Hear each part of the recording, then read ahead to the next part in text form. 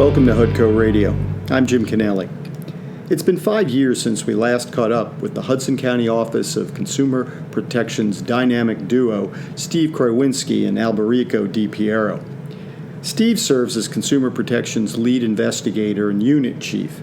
Alberico, Deputy County Counsel in the Law Department, acts as its primary attorney. They lead a staff of trained investigators dedicated to one mission: protecting Hudson County residents from rip-offs and shady business practices. We'll talk today about a new scam making the rounds in New Jersey that taxpayers should be alert to.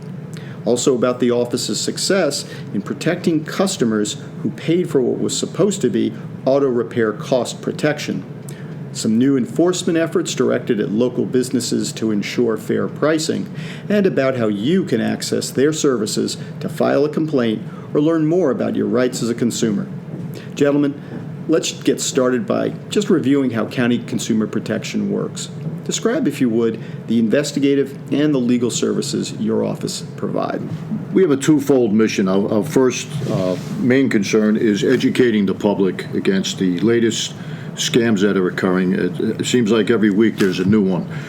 The other thing that we're doing is we are enforcing we call our Bible, the Consumer Fraud Act. And my staff, all of us are state certified under the Division of Consumer Affairs, which is under the Attorney General's office here in New Jersey. Everybody has gone for the training and has been credentialed to enforce the Consumer Fraud Act.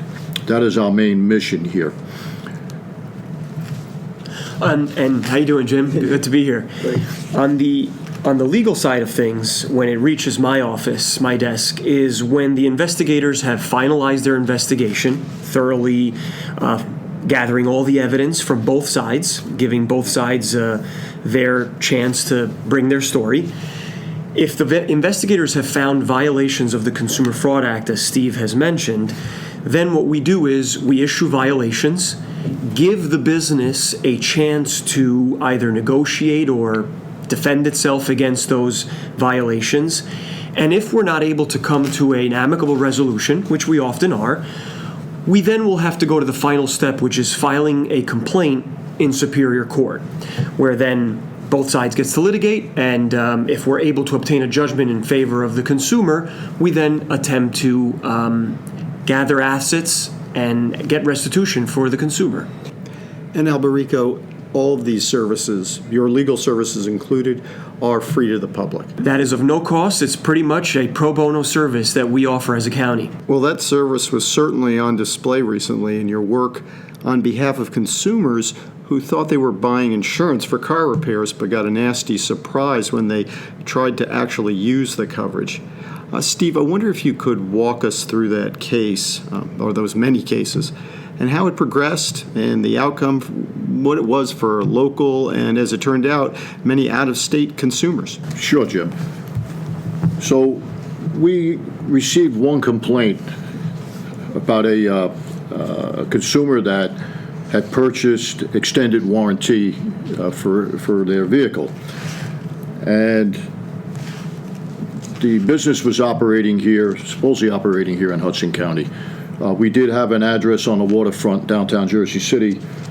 So after we had the complaint open to a case file, we actually took a trip down to the building, which exists, and the company was nowhere to be found. What it was is they rent virtual office space. They put up a nice website, have a picture of the building. It looks beautiful, New York skyline, but it's a virtual space. I was able, by using different law enforcement databases that we use, and to further investigate, we were able to track the principal of the company in South Jersey. What started to happen was we started with one complaint, and Alberico, trying to remember the number, we finally had what was close to 100. We had over 160 cases that came in. So because of that initial single complaint in Jersey City that came to Steve, these all became your cases. That's correct. Thanks to Steve's investigative research, along with our investigators, out of nowhere, we started getting referrals from the state, the DCA, and internal complaints to the point where we had almost every state in America had a resident with a complaint against this company. Wow. And thanks to the office's efforts, which lasted approximately a year in 2 different waves of complaints, we reached 2 separate settlement agreements where the numbers ended up being approximately $120,000 in restitution to these consumers, successfully resolved one way or another these approximately 160 cases, including about $75,000 in violations as well. Steve, for those who may not have seen the many commercials for these kinds of companies, what was Ideal Auto Protect supposed to provide their customers, and what didn't they do that got them in violation of the Consumer Protection Act? The story that we received from almost all of our consumers were identical. They would take the warranty, they would pay, there were, I believe, 3 levels, platinum, gold, and whatever. They would pay a price for their vehicle to have this extended warranty, and what would happen, maybe 6 months down the road, a fella has his family packed up, they're going on vacation, and the vehicle breaks down. They would then get it towed to a local mechanic. They would contact the company that they purchased this extended warranty from, and almost in every case, they were denied. The company was claiming that there were pre-existing conditions to these vehicles, and there is a waiting period when you take the insurance. Right. I believe it, Alberico, is it 1 month maybe? Correct.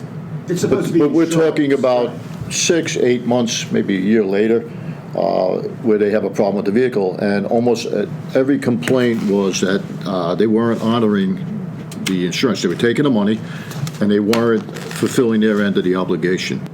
Alberico, when you were dealing with these cases, I suppose one of the most troubling things was the fact that a lot of the folks you were looking to help were folks who probably were either older or not in any kind of socioeconomic circumstances to pay these premiums and then find out they didn't have the coverage. Absolutely. We had all different sorts of people come to us, including one of the saddest stories was a resident out in the West Coast that we were able to help. She was a single mother with young children. Her car was damaged. They would not cover the claim, and she was stuck between a rock and a hard place, and thankfully we were able to get her money back and work it out with also the dealership. And that's very important.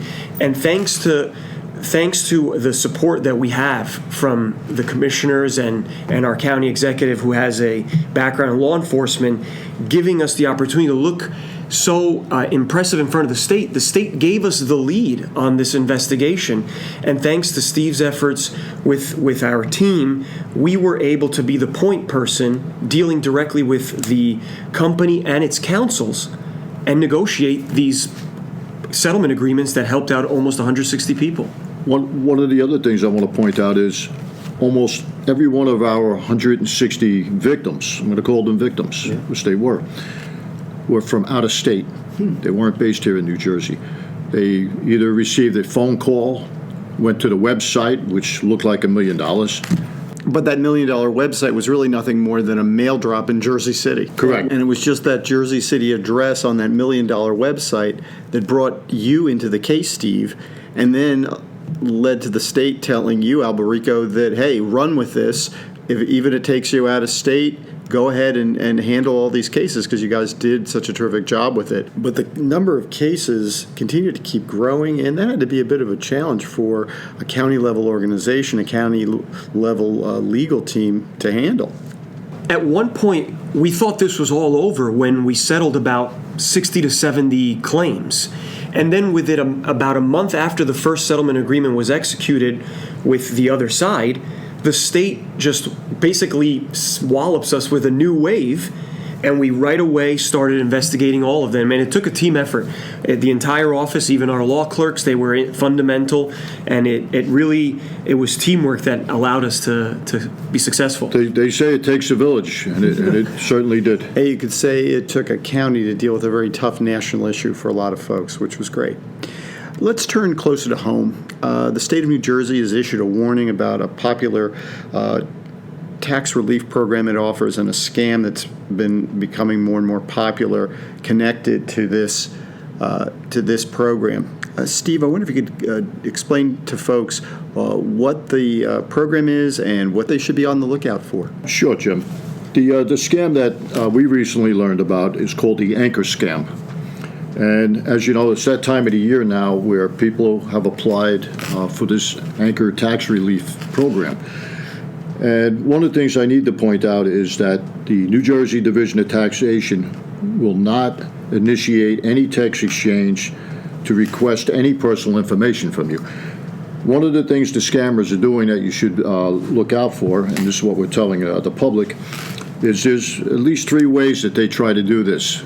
The first would be using the phone, cloning themselves, pretending to be with the Division of Taxation. When someone clones or they spoofs a line, they're making it appear as it's a different number in your caller ID. So you might have a 609 area code that look like Trenton, like the Division of Taxation. Right, correct. So it can look okay. Yeah, they'll clone it. It's also, we use the term spoofing is another one. We've seen it. They'll impersonate a law enforcement agency or federal agency, and people fall for it all the time, unfortunately. The other way they're doing it is a phishing, what they call phishing scheme through emails, where they're trying to get information from you, social security numbers, bank accounts, things of that nature. Again, Division of Taxation, it's not going to contact you this way. And the last one, it would be, of course, U.S. mail. So we're trying to encourage people, if they have any doubts, they should call the Division of Taxation, or they can call our office here in Hudson County, and we'll get them the proper link to email or to speak to a representative from the Taxation Division. And because Anchor is a tax rebate program for folks who need that money, they're often vulnerable because they're going to be looking to cooperate if they think when a scammer calls that they might be able to get their rebate more quickly, or there might be an issue with their rebate, I suppose. That's correct. The other thing with the tax this time, as we're going to get into tax season again at some point, and it's every year, it's the same type of operation. They'll receive a call from a person that represents either the IRS Yes. or a law enforcement agency that you have overdue taxes due. So the same thing. Any calls like that, disregard. They're not going to call you. They're not going to come knocking on your door unless you're in trouble. And what about other kinds of solicitations, not like these we've talked about related to taxes, but if they're email or they're by phone or even in person, if I have a concern as a consumer in Hudson County about any kind of solicitation, can I reach out to County Consumer Affairs to perhaps clarify whether what I'm dealing with is legitimate or a scam? I would say absolutely. When in doubt, contact us, just to be safe, because in this day and age of technology, it's very important to verify the source of the question or the inquiry. So please feel free to contact us and we will point you in the right direction. And that's what we're here for. You never look foolish for asking a question. You really only look foolish when you don't ask those questions and get help. Steve, I know your office is also working now to try to enforce better and more fair pricing. Can you talk about that? Sure. We've been conducting site visits to retail businesses here throughout Hudson County. Occasionally we'll get complaints from consumers and we'll go out. But as a proactive effort, we're going out to businesses throughout Hudson County and conducting an inspection of the business. And what we're looking for, Jim, is when a consumer goes into a store to buy items, whether it's a convenience store, whether it's a furniture store, whatever they're looking to purchase, there's 2 things we're looking for. The first thing is that there's a price affixed to the item or on the shelf where the item is displayed. It needs to be where the public can see that price prior to them making a purchase at the register. The other thing we're looking for, Jim, is to see if the store has a refund policy posted. And by law, they have to have that. We don't dictate to the store what that policy should be. It could be no refund. It could be you have a certain amount of days to bring the item back. But that needs to be publicly displayed prior to you making a purchase in the store. Often we run across businesses that are using bar scan readers. So basically, you're picking your items up, you go into the register, they scan the barcode, price comes up on the receipt, and you pay.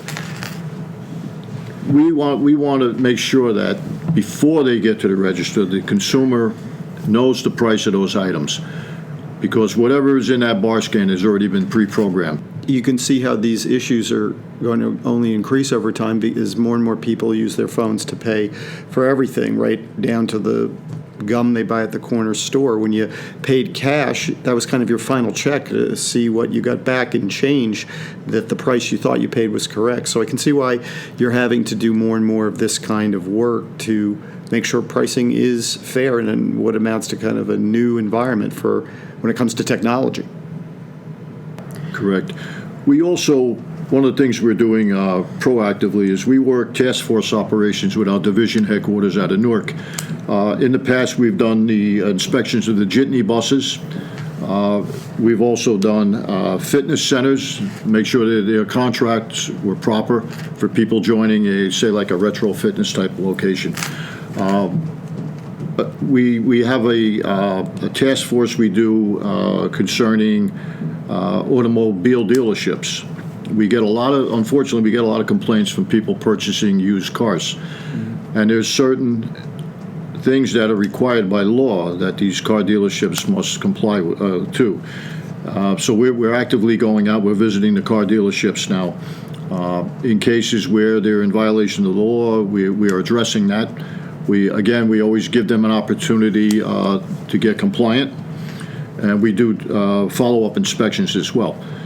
So this is one of the things that we're doing proactively here in the office now, rather than just going after complaints that we get. It seems as though the two themes that keep cropping up are technology, which you always have to stay ahead of, and then also the human factor. So many of these folks that you deal with often are vulnerable economically, and they really do need your assistance because otherwise they really don't have anyone else who's going to look out for them, an attorney, advocates. It's being able to access county consumer affairs that hopefully gives them a chance. You're spot on, Jim, and it's those that are in need and also those that don't have the access to the information or don't know where the information is. And what I also want to say, and for our office, and Steve and I are big on this, we want to emphasize that it's about educating both sides of the equation. The consumer, it's not just punitive. Yeah, we're not just going to attack the businesses. We want our businesses to thrive here in our county. We want to educate both the consumer and the business because, as with anything, once both sides are educated, it benefits both sides, and it also makes the good businesses, the compliant businesses, the ones where people will more often go to because they said, hey, this store doesn't have the prices, but when I go to this other store, I know what I'm paying for, and I know that they're complying with the law. It's actually a deterrent for those that don't comply, and it benefits those that do while educating the consumer. Hopefully a win-win for both our businesses and consumers. How can anyone who's interested in getting more information contact the Hudson County Office of Consumer Protection? The best way to contact us is through our office. Our phone number is 201-795-6295. And our email address is going to be HC, like Hudson County, DCA, like Division of Consumer Affairs, at hcnj.us. And we'll be happy to help you in any way that we can. Will Steve Krywinski and Alberico Pierro of the Hudson County Office of Consumer Affairs, thank you so much for joining us. Jim, thank you so much for having us. Thank you, Jim. You can learn more about Hudson County's consumer protection efforts on the homepage of our website, www.hcnj.us. To keep up to date on county government news and alerts, be sure to follow us on Twitter at HudCoTweet and on Facebook at HudCoFB. To see photos and videos of county government events, follow us on Instagram at HudCoInsta or subscribe to our YouTube channel, HudCoTV. You can find HudCoRadio and hopefully subscribe wherever you get your podcasts. Thanks as always to Hudson County Executive Craig Guy and the Board of County Commissioners, who sponsor, support, and direct all the programs and services discussed on this podcast. Take care.